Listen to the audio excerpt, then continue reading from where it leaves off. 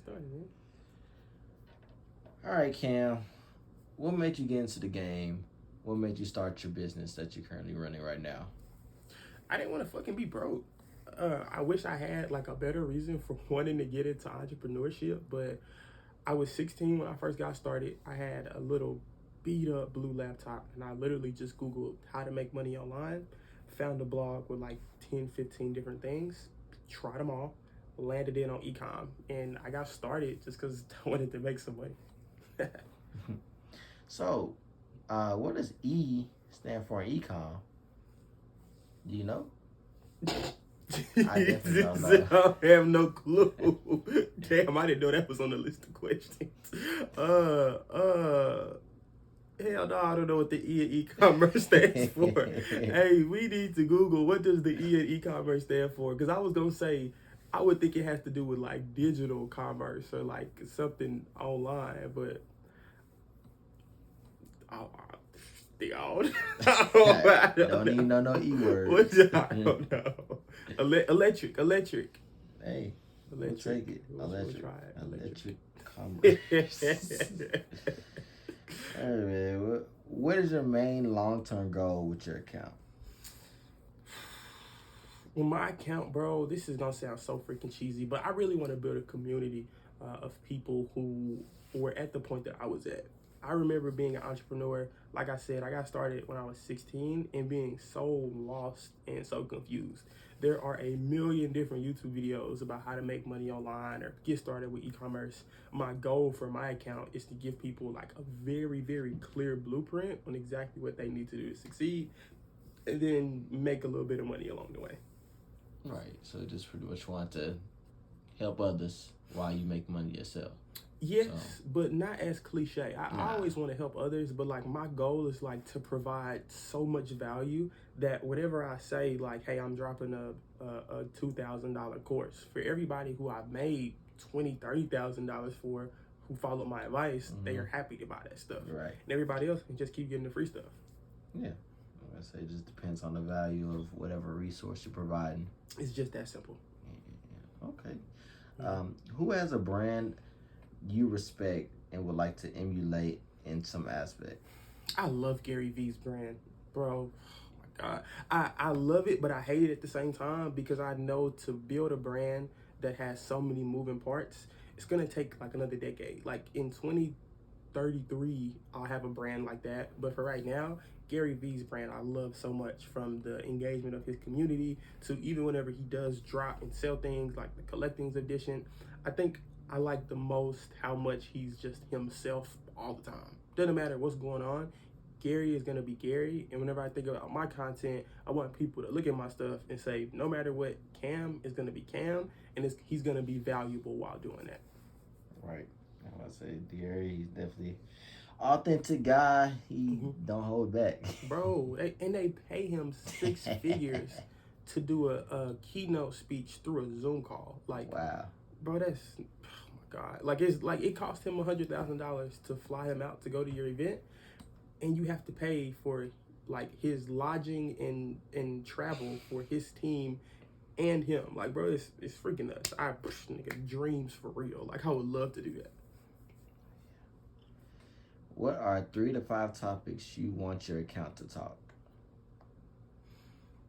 I love talking about e-commerce, making e-commerce ads, anime. Shout out to Naruto. My love for just general entrepreneurship, like the art of buying low and selling high, and then probably art.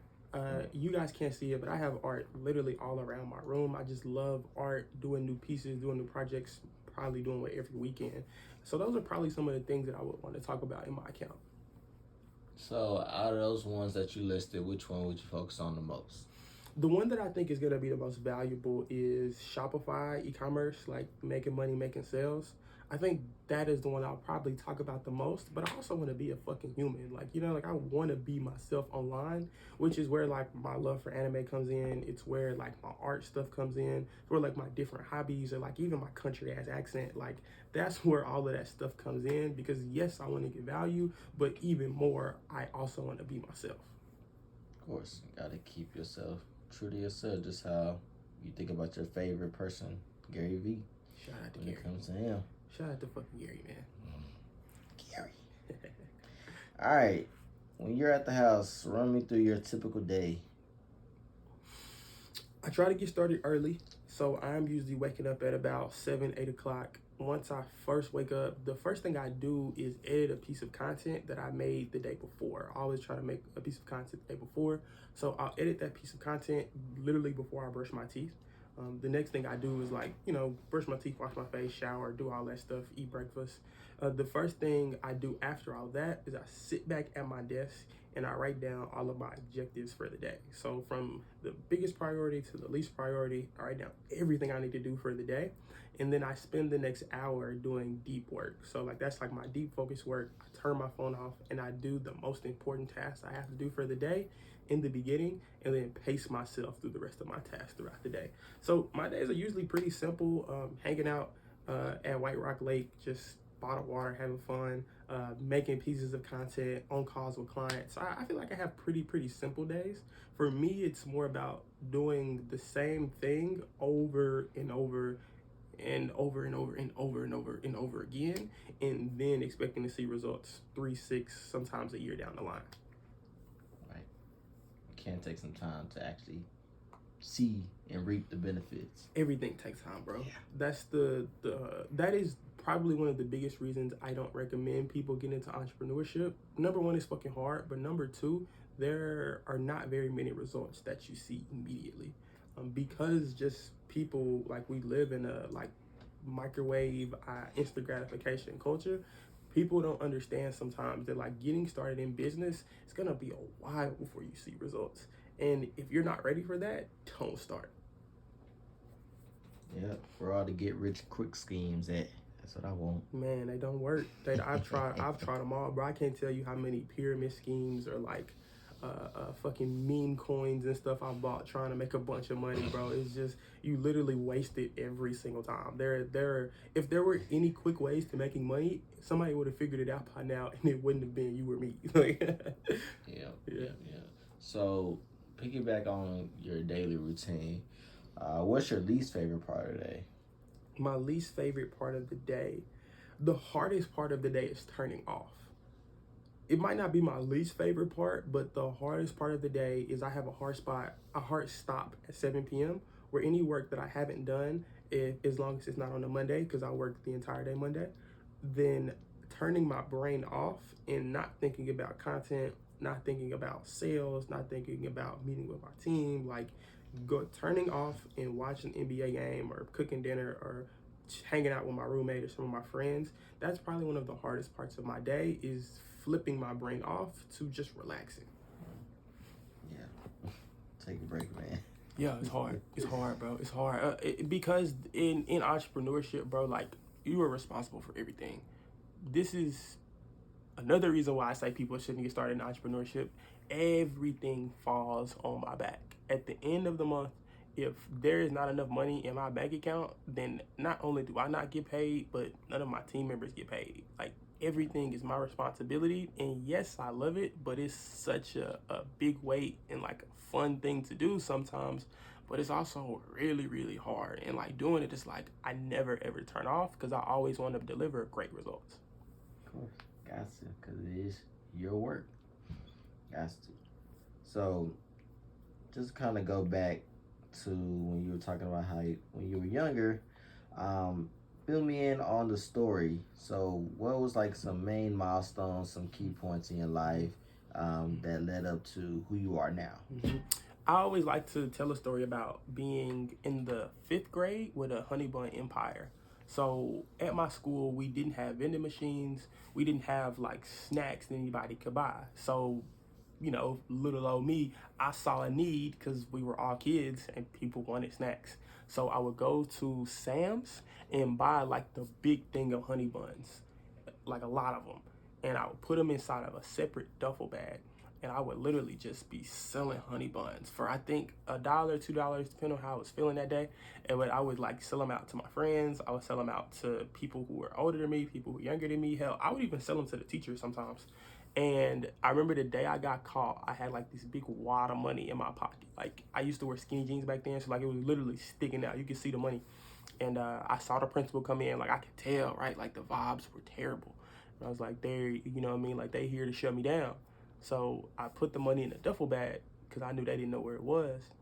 Take my backpack out because they couldn't tell that I had two bags. They said, we want to see your bag. I opened up my bag. All I got is books and stuff in there. So I'm looking at them. I don't know what you want from me. They look at me and they say, well, we heard you've been doing so and so and so and so. Like, you know, empty your pockets. Let's see what you got in there. Put the money in a duffel bag. So I don't have anything. We switch out rotation. So another class was coming into where we were. Obviously, the duffel bag is still there. If they see it there, they're going to know it was me. So my partner, I gave him the look. You know what I'm saying? Like, he looked at me, I looked at him, and I hit him with a, you know, he picked up the duffel bag, took it to the next class. And I actually never got caught. I did get caught, but it was much later on. But that Honey Bun Empire, it went for a minute, bro. It went for a minute. That's how I got started. My big milestone. My other big milestone is probably whenever I made 300, my first 300 bucks with Shopify. I will actually flash the ad on the screen. It was with some DBZ socks. That was probably one of my first sale that I ever made. And I literally remember crying after I did that. I have been working at Shopify for like a year and a half, 2 years. And that was my first $300 day. And I made that $300 day with like a $10 or $15 ad. I remember crying because I was like, dang, like internet money is real. Like this isn't just a fake scam anymore. That was probably one of my biggest milestones too. Now, most recent one. Let's touch on that. My most recent milestone, man, that's a really good question.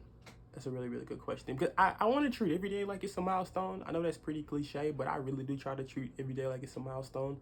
I would say making $7,000 in October, August, October. When I made $7,000 in August, that was probably one of the biggest milestones I made in my business because I've made tons of money before in e-commerce, but switching over to running a marketing agency, I didn't know that I could actually do it. And once I had 5 or 6 clients running 30 different accounts and making a ton of money in a month, I was able to take a deep breath and be like, okay, like this is actually real. This is actually possible. And that became like a super huge milestone for me because it was just proving to myself like, bro, you can do this. So, throughout all this work that you've done throughout your career, what do you feel like is the biggest lesson in this industry? Man, that's such a good question, bro. What is the biggest lesson in e-com? Fuck, man, this is a tough one. The biggest lesson in e-com, the biggest lesson I think anybody can learn in e-commerce is just to fucking get started. I have seen more people miss out on money because they didn't get started than I've seen people miss out on money because they did. I want you to think about that for a second. Your inaction is causing you to make less money, have less of an impact, and literally stopping you from living your dreams than if you were just to go get up and do it. That's gonna be a good ass clip right there.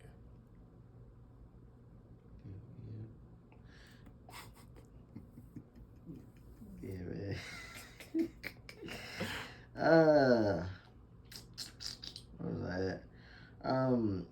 So, in your personal career, what do you feel like was one of the biggest failures, biggest mistakes, or even we can even put into perspective of a lesson?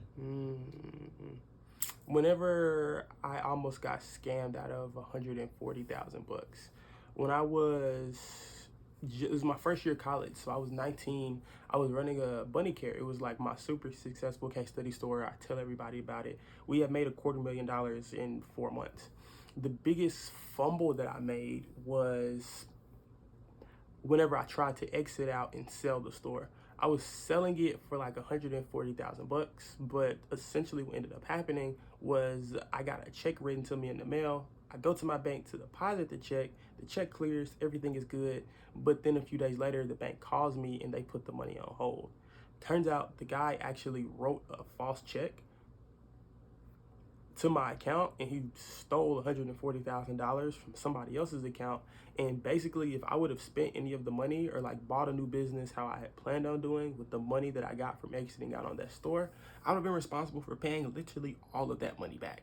That was probably one of the biggest failures I felt in that store, because I felt, bro, I was so sad after that. Like, I literally had 6 figures in my bank account, more money than I had literally ever seen in my life. And then it just got taken away, literally like that. And then I didn't have the rights to the store anymore. So it really sucked.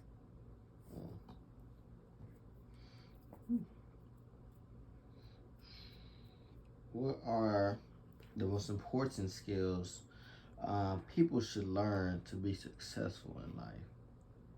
Oh, man. What are the most important skills people should learn to be successful in life? I think in order to be successful in anything, you have to have an insatiable hunger for learning and getting better. All of the best entrepreneurs that I know all want to get better at one specific thing, and they stay in that one specific thing for a very, very long time. For example, one of my good buddies, Code Email Wizard, literally the only thing he wants to do is get better at sales and marketing, whether that be through cold email, short form content, it doesn't matter. And ever since I've known him, he's wanted to do that exact same thing, and he achieves extreme success in it because he stayed so consistent in one thing and constantly learned and implemented how to get better. So I want to touch on principles. Most important principles when it comes to this industry. The most important principles in e-commerce. There are no cheat cuts or no workarounds, which means you just have to do the fucking work. I wish that there was like a magic stick that you could wave and then start making $10,000 a month with Shopify. But the only thing that you can do is be extremely consistent for a very long time with things that you know work. You know Facebook ad works. You know TikTok marketing works. You know building a brand on YouTube. You know these things work. Just do them for a very, very, very long time. Somebody forwarded me? What's wrong with you? What you doing? How long are we going? 17 minutes. Damn, okay. Ask me like one or two more, unless it's... I mean, I got you. I got like Okay, two more already in mind. Okay.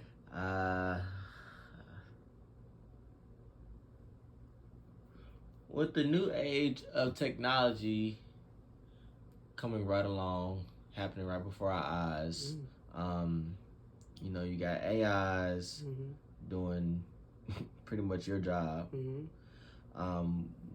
Where do you want technology to be in the next 5 years? Nobody should be scared of AI technology, and nobody should be scared of AI technology if they are really, really good at their jobs. If you are a creative person, then robots cannot replace you ever. I think in the next few years, we will be in a place where, let me think about that answer a little bit more. I think in the next few years, we're going to be in a place where technology is more widely accepted, but I don't think you can ever replace people. There is a human element in an industry like mine, where making ads, being creative, and selling things online, where people want to buy from people. They don't want to buy from chatbots. They don't want to buy from ChatGPT. Like, they want to buy from people, and they want to buy from people who have stories. Robots will never be able to replace those stories, though in 5 years, I do think that a common person will understand how to manipulate and command a robot to do certain things that just make life easier. I don't think too many people are going to lose their job. And I think more things are going to have to be innovated, and I think people are going to be pushed in a way that causes us to mass adapt something that's just new. Same way that happened with, like, I don't know, when the iPhone first came out. Right, because you gotta think when it comes to AI or any type of technology, it gotta be some type of crew to have maintenance, you know. If you were gonna lose your job to an AI coming out, you were literally gonna lose your job anyway. Like, that means that the skill or productivity thing that you had just wasn't a strong enough commodity that it couldn't be automated. Robots only come in to automate things humans do. That's all AI is. Even the AI art, ChatGPT, all it's doing is automating things that people were already doing. The automations become better over time and they get like extremely crazy. But if you were gonna get replaced by an AI, probably weren't that good at your job, or you need to learn a skill that allows you to be way more creative in less time. Right.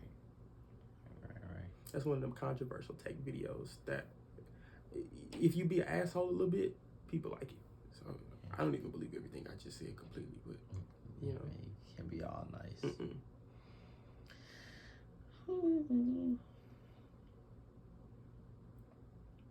What is the main thing that you would like people to promote in your threads and tweets?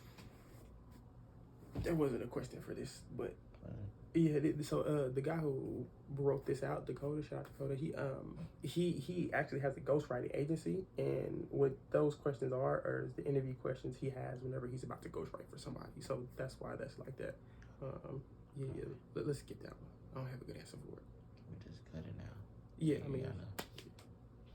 Oh, that was the last question. You Okay, go ahead and pause it, bitch. Yeah, we have to fill